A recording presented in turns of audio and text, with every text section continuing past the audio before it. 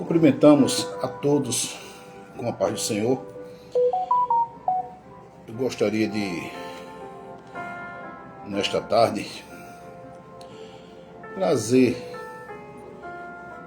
uma rápida meditação a todos nós que estamos podendo, no momento, ouvir esta live.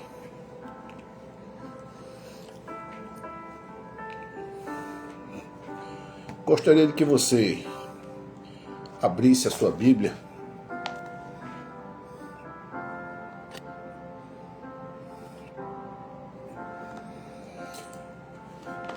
se você tem Bíblia aí, abra a sua Bíblia. Evangelho que escreveu São Marcos, no capítulo de número 18. São Mateus, me perdoe. Evangelho que escreveu São Mateus, capítulo 18.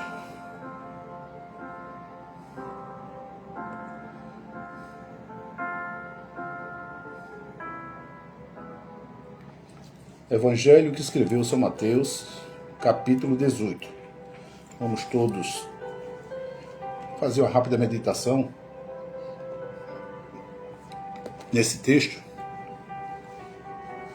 para nossa edificação.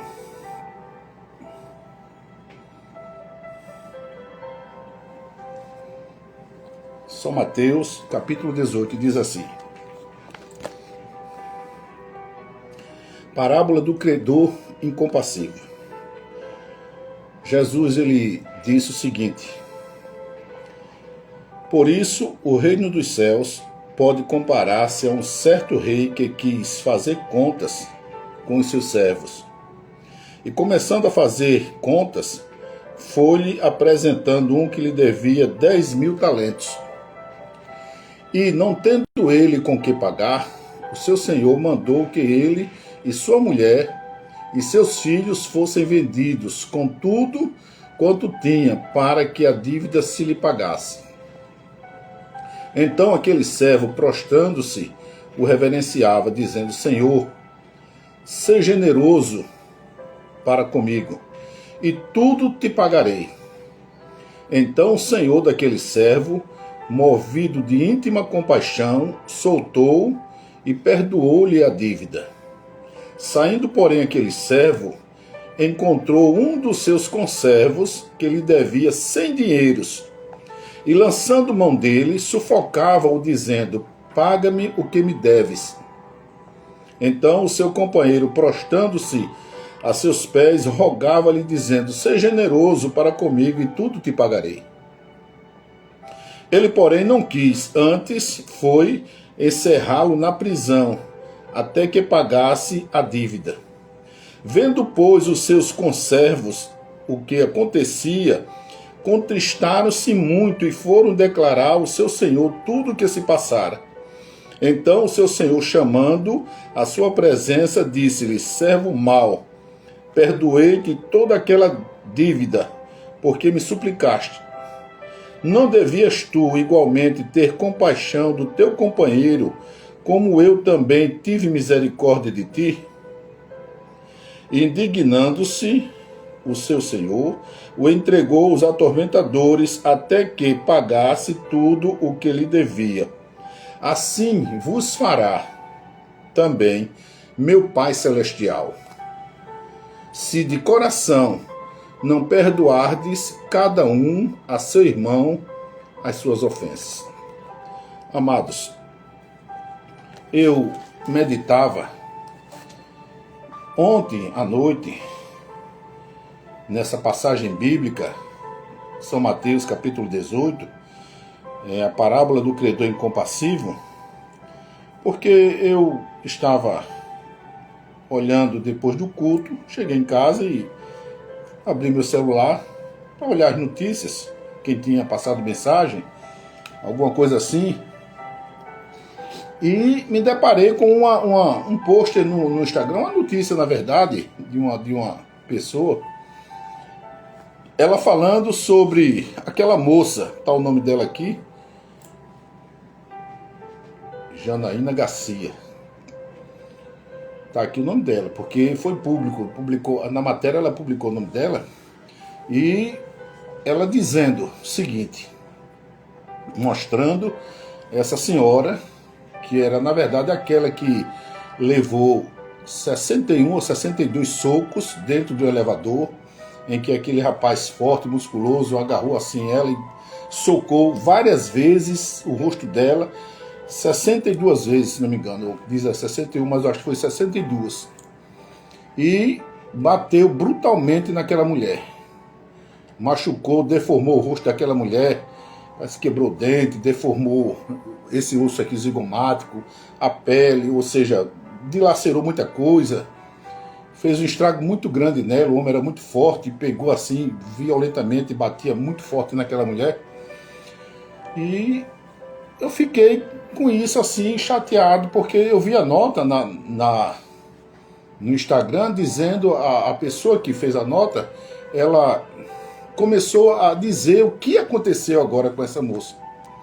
Ela na verdade virou uma ativista e fez um vídeo. Ela agora estava de óculos, cabelo comprido, bem globalizada já, toda com um troféu na mão das mulheres empoderadas, alguma coisa assim. Entrou em algum ativismo pessoal desse, usou a sua dor e se fez ativista nessas coisas. E o que acontece? Ela estava zombando, comemorando e zombando da prisão do ex-presidente Bolsonaro, Jair Bolsonaro. A questão não é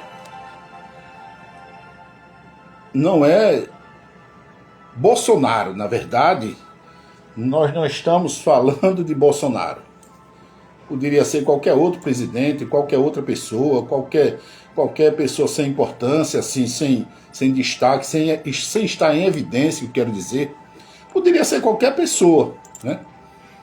Ela, na verdade, esqueceu de uma coisa, porque quando eu vi aquela mulher ali, sendo chocada contra a parede do elevador, esmurrada várias vezes, sem pena, sem misericórdia nenhuma, eu creio que ela achou que iria morrer, e eu creio que ela clamou em algum momento ali, pediu a misericórdia pela vida dela, porque com certeza o interesse daquele rapaz seria matar aquela moça.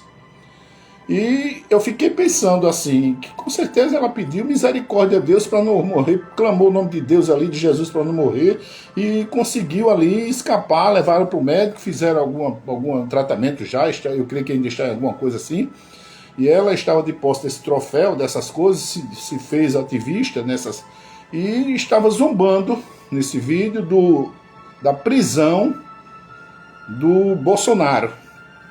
Não é sobre Bolsonaro, quero dizer, entenda. O que eu quero falar é sobre misericórdia. E por isso o Senhor me inquietava várias vezes assim durante a noite, só me vinha esse texto na cabeça, não me vinha outro texto. Quando eu pensava nesse fato, eu pensava na cena, eu via a cena, porque quando eu vi a cena eu me choquei, doeu aquilo em mim ali, eu senti aquilo, a dor daquela mulher na hora ali, eu fiquei revoltado de ver aquele homem tão forte, musculoso, batendo violentamente no rosto daquela mulher, dilacerando o rosto daquela coitada. E eu fiquei chateado, quem não se doloriu, né? Quem não ficou revoltado com aquela violência? E sem querer achei esse tópico agora, esse post, essa YouTube, comentando o que ela fez agora. Estava toda bem produzida, né, tudo, e rindo, e gargalhando, e fazendo chacota da prisão de uma pessoa que está passando por momentos terríveis na sua vida. Aquela pessoa, ele tem família, tem filhos, tem mulher, tem pessoas que o aguardam em casa, tem pessoas que gostam dele, tem outras que não gostam, naturalmente, como toda democracia e todo relacionamento, tem aquelas pessoas que gostam. Estou falando aqui para uma série de pessoas que estão me ouvindo aqui. E eu creio que essas séries de pessoas que estão me ouvindo, no seu trabalho você tem pessoas que gostam de você E tem aquelas que lhe odeiam, que querem ver você preso, querem ver você pelas costas, querem ver você morto. Isso é natural, é natural. E o que acontece? Me vê esse texto, a parábola do credor incompassível. Diz que Jesus contou a história que um certo senhor tinha, querendo acertar suas contas, as contas da sua propriedade, ele chama os seus conservos e diz assim: olha, eu quero acertar as contas. Você, eu estou vendo aqui, pegou as promissórias deles, eu creio que você está me devendo 10 mil talentos. É muito dinheiro, 10 mil talentos. Um talento é 1.000 quilos de prata. Imagine você. Era uma soma impagável. Era como você, hoje, um trabalhador, devesse 10 milhões de reais. 10 milhões de reais. Então chama o contador, o contador dele, o senhor, pega as notas fiscais deles, ou seja, as promissórias, e vai nos assentamentos e diz: olha, você me deve 10 milhões. E manda que o débito dele fossem lá, pegasse os filhos, a lei permitia isso, pegasse os filhos, a mulher, tudo quanto ele tinha, e fosse tomado, e os filhos e a mulher fossem levados como escravos para a propriedade do Senhor, para trabalhar para ele, para produzir alguma coisa, para pagar o dano, a dívida dele, na verdade. E o que acontece? A Bíblia diz aqui no versículo 25, que não tendo ele com que pagar ao seu senhor, mandou ele que ele, sua mulher e seus filhos fossem vendidos com tudo quanto tinha, para que a dívida se lhe pagasse. Então aquele servo, prostrando-se de joelho, ele o reverenciava, dizendo: Senhor, seja generoso para comigo, e tudo te pagarei. Então o senhor daquele servo, movido por íntima compaixão, misericórdia na verdade, soltou e perdoou-lhe a dívida, diz o texto no versículo 22. Então o senhor daquele servo, movido de íntima compaixão, soltou e perdoou-lhe toda a dívida. Saindo, porém, aquele servo, olha, o que foi perdoado, encontrou um dos seus conservos que lhe devia 100 reais. 100 dinheiros, vamos dizer assim, 10 de 10. 100 dinheiros, ou seja, 100 reais, uma quantia insignificante, uma quantia irrisória em face do débito de 10 milhões. Ele encontrou alguém, quando saiu dali daquela audiência, encontrou alguém que lhe devia 100 reais. E ele então apertou com aquele cidadão: você vai me pagar o que você me deve. Não, você vai me pagar o que você me deve. Você me deve 100 reais. Você vai me pagar. Você me paga. Eu vou levar você aos juízes e você vai preso e vou tomar tudo quanto você tem. Vou encerrá-lo na prisão. E diz o texto que ele apertava com aquele cidadão, servo, saindo porém aquele servo, então pegou o seu companheiro, prostrando-se aos seus pés. Então aquele que estava sendo cobrado 100 reais tomou a mesma atitude dele. Prostrando-se aos seus pés, rogava-lhe, dizendo: Senhor, seja generoso para comigo, e tudo te pagarei. Ele, porém, não quis, versículo 30, ele, porém, não quis, antes foi encerrá-lo na prisão, até que pagasse a dívida. Vendo, pois, os seus conservos que acontecia, contristaram-se muito, e foram declarar ao Senhor tudo o que ele estava fazendo lá fora, para que o outro pagasse a dívida, diz a Bíblia. E eles foram lá e contaram: olha, meu senhor, aquele servo que o senhor perdoou 10 milhões dele aqui agora na audiência, disse que ele estava livre, que não pagasse mais nada, ele encontrou na porta ali alguém que lhe devia 100 reais. E apertou com aquele rapaz se ajoelhou, reverenciou, pediu perdão, disse que desse um tempo para pagar, que ele ia pagar os 100 reais. Ele não quis conversa, ele disse: não, você vai me pagar tudo quanto você tem, eu vou tomar tudo seu e vou encerrá-lo na prisão. E assim fez. Por causa de 100 reais. Aí o Senhor soube disso e disse: olha, servo mau, indignando-se, versículo 34, 33, 32. Então o seu Senhor, chamando à sua presença, disse-lhe: servo malvado, perdoei-te toda aquela dívida, porque me suplicaste. Não devias tu igualmente ter compaixão do teu companheiro, como eu também tive misericórdia de ti? Indignado, seu senhor entregou os atormentadores até que pagasse tudo quanto devia. O mais interessante é que depois desse texto diz assim: assim vos fará também meu Pai celestial, se de coração não perdoardes cada um a seu irmão as suas ofensas. Amados, se eu entendo bem de evangelho, Jesus ele quer misericórdia e não sacrifício.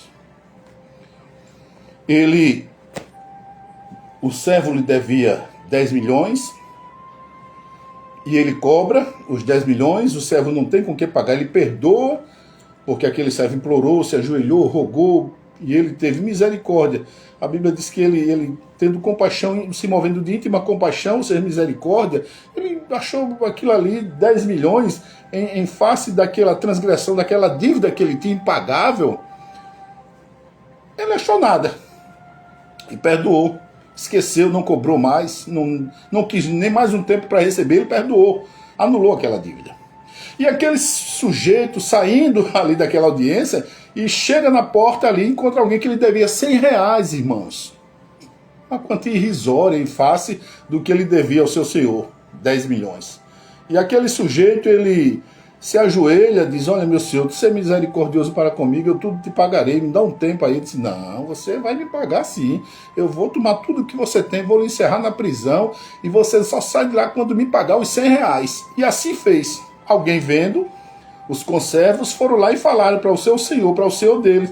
O senhor dele chamou então ele de volta e perguntou por que ele não fez o mesmo, se ele tinha perdoado a dívida impagável de 10 milhões. Por que 10 mil talentos de prata, trazendo hoje 10 milhões? Porque ele não perdoou 100 reais e entregou a prisão aos atormentadores e disse que ele não iria sair de lá até que ele não pagasse o último centavo.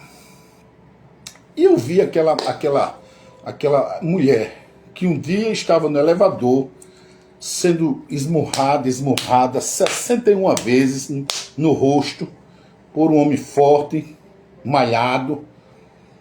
E aquela mulher com o rosto já desfigurado, ele segurando no cabelo dela, murro de todo jeito, quebrou dente, quebrou nariz, quebrou esses ossos da face, estragou, a mulher já estava toda...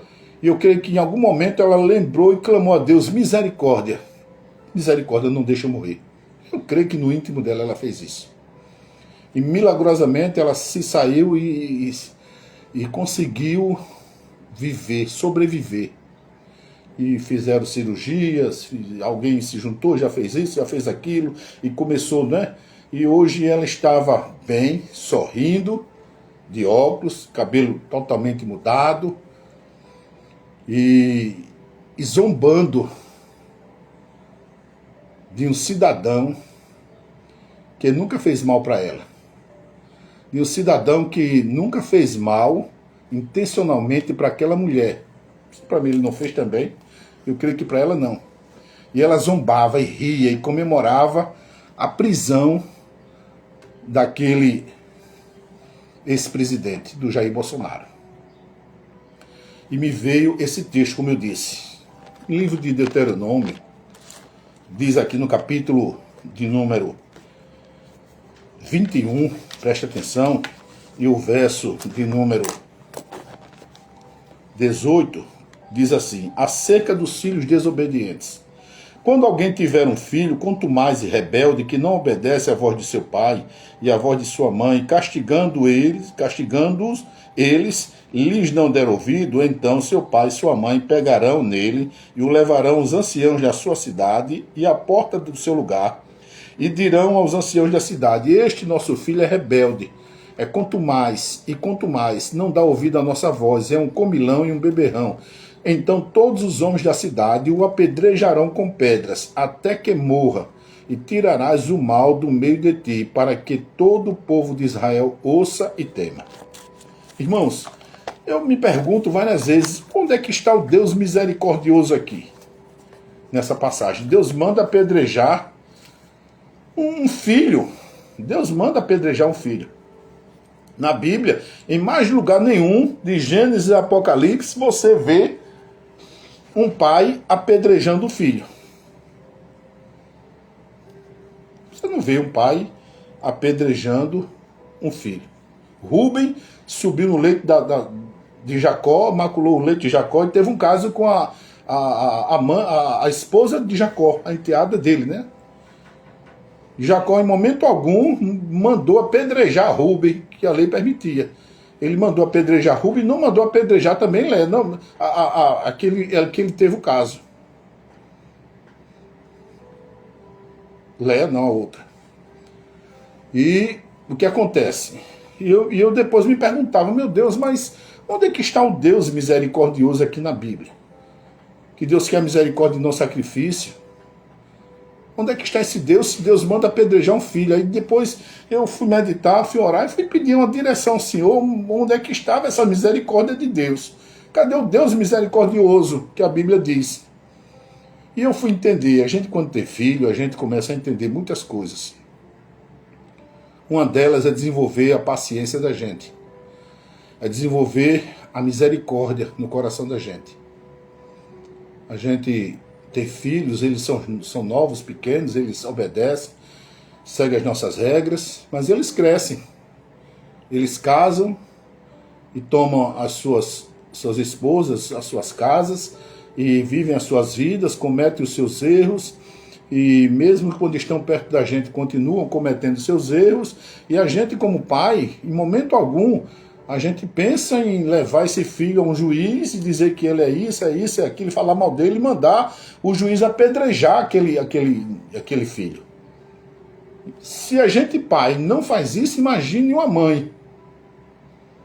Imagine uma mãe. Uma mãe jamais, na Bíblia, uma mãe jamais ela tem coragem de apedrejar, de pegar um filho pela mão, por mais ruim que aquele filho seja.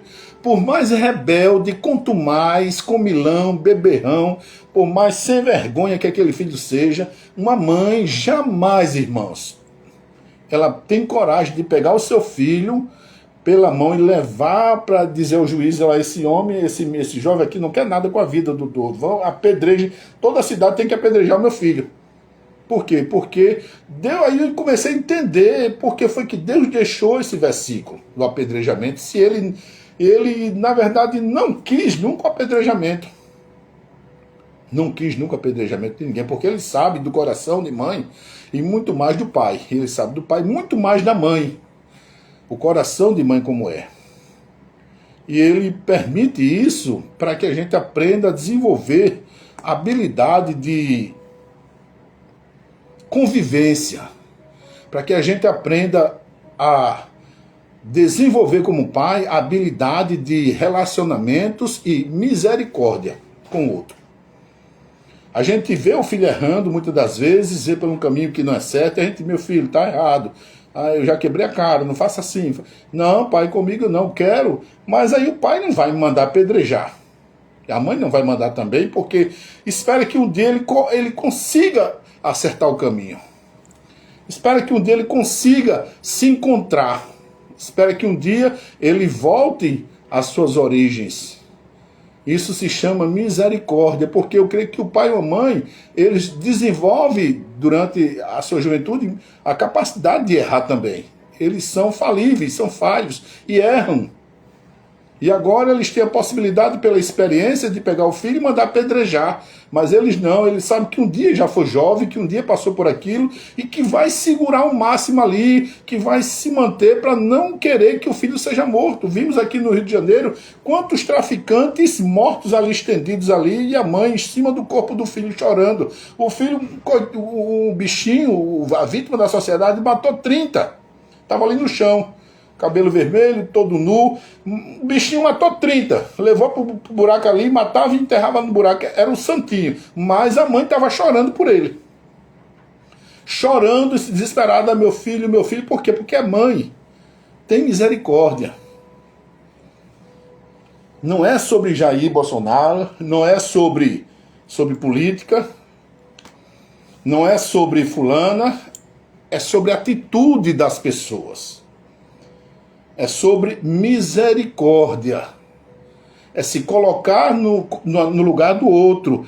Misericórdia é você sentir a dor do outro.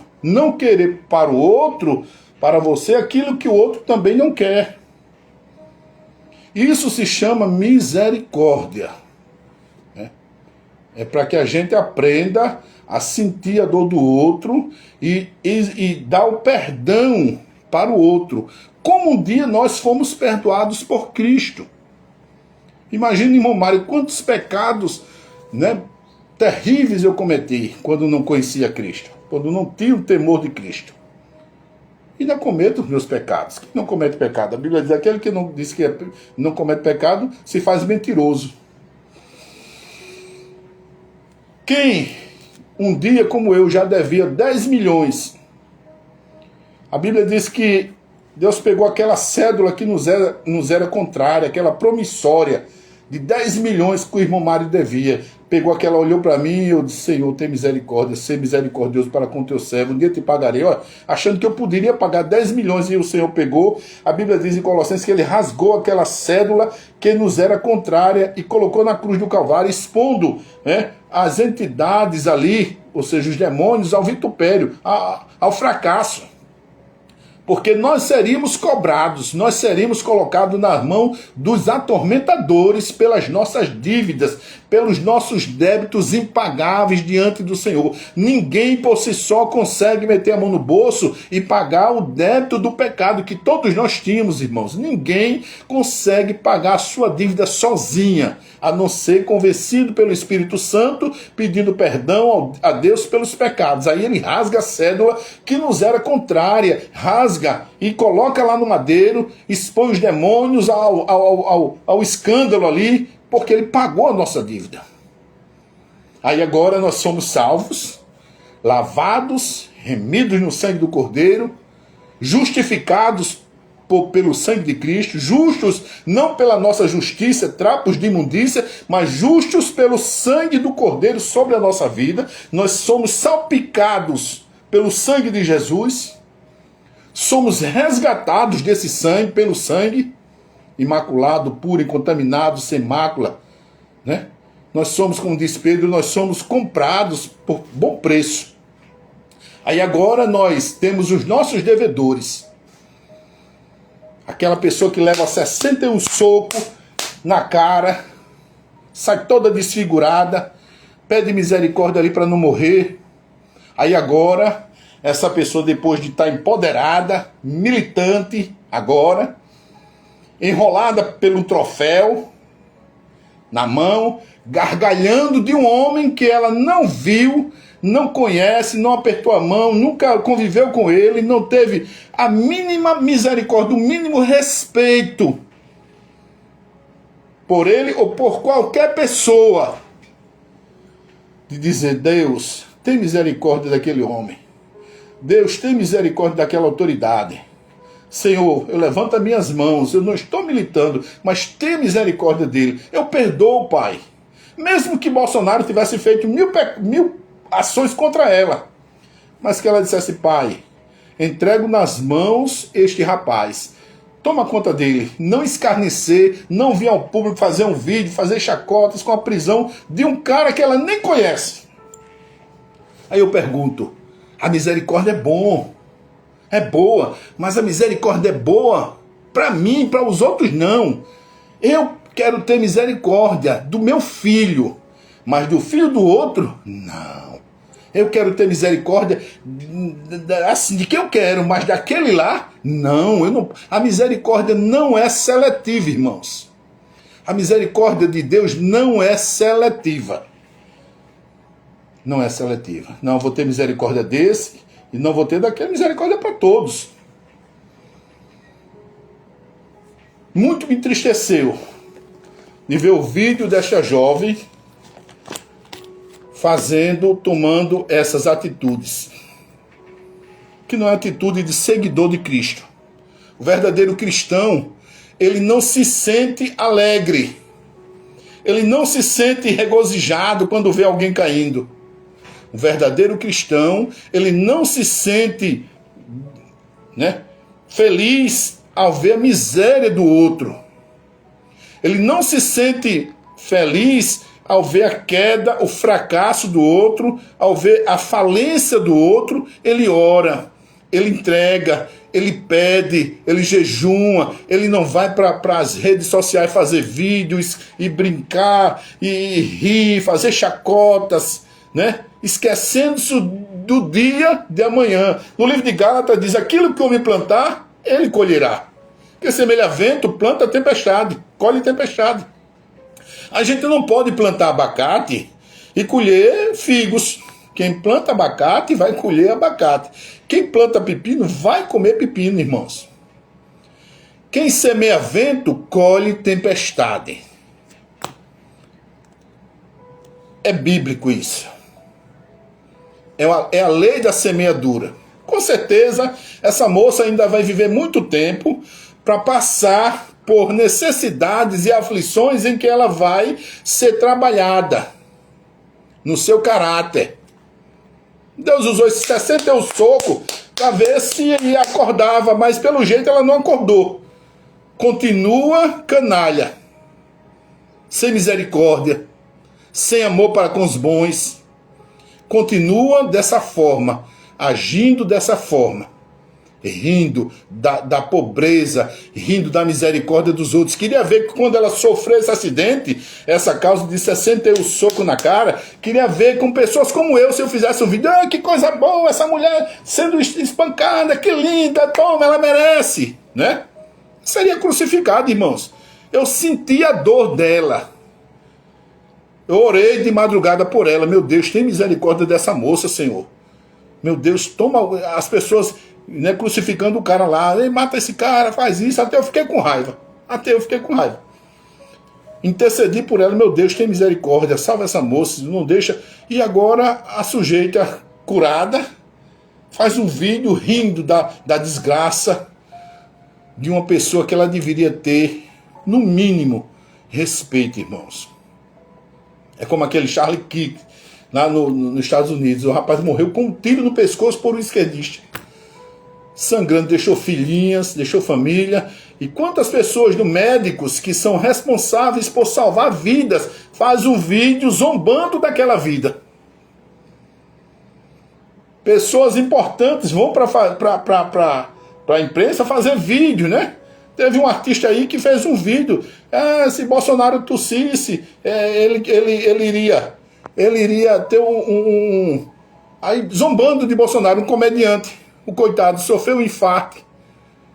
Estava no hospital internado entre a vida e a morte. Poucos dias depois eu soube disso. Um comediante muito famoso que zombava o tempo todo de Bolsonaro. Não estou falando de Bolsonaro, ele podia zombar de Lula, podia zombar de ministro, podia zombar de quem quisesse. Com certeza, a desgraça vem para ele. Aquilo que você semear, você colhe. A lei da semeadura está lá em Gálatas o tempo todo. Ninguém semeia na carne para gerar no espírito, irmãos. Se você quer gerar no espírito, você tem que semear no espírito. Quem semeia amor, colhe amor. Quem semeia fofoca, vai colher fofoca. Quem semeia bondade, vai colher bondade. E o bem que você faz hoje aqui, ele vai se prolongar. A chacota que você faz hoje aqui para alguém, ela vai te perseguir. Alguém vai fazer chacota de você. A mão que você não estende para alguém na hora da necessidade, ter misericórdia, essa mão vai se recolher também e não vai te socorrer nunca.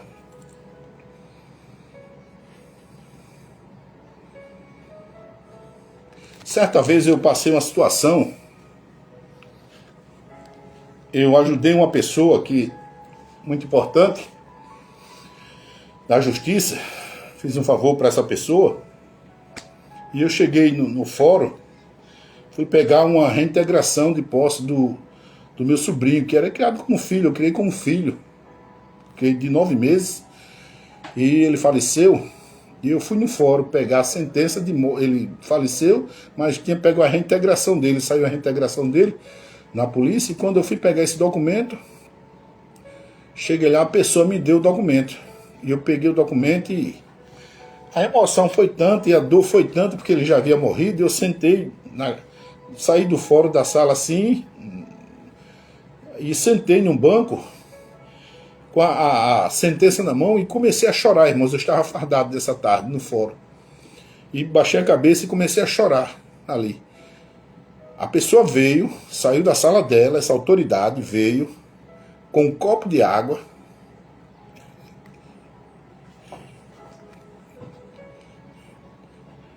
Chegou para mim e disse: "Nome coronel, esse copo de água para o senhor?" Eu digo: "Não, doutor." Ele disse: "Tome, eu estou aqui do seu lado." Botou a mão no meu ombro. Eu olhei para ele aqui assim.